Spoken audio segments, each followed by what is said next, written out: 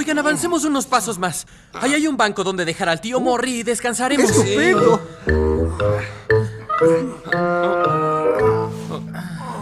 Eso es el fin.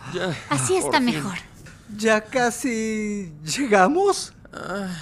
Todavía no. No. Miren, todo lo que hay que hacer es ir por este pasillo hasta el final. Luego izquierda, luego derecha, izquierda otra vez. Y entonces habremos llegado a la entrada del cuarto verdaderamente lejano. Está bien, son buenas noticias. ¿Dónde está el tío Morrie? Un segundo. ¿Morrie?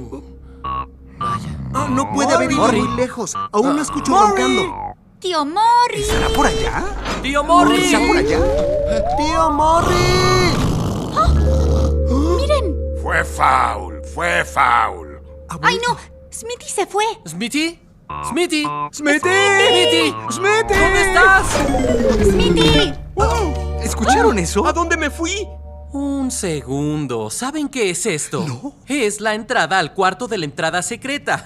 Debimos haber activado la puerta. Será mejor que encontremos a mi tío Morrie. No puedo dejar que le pase nada. Muy bien.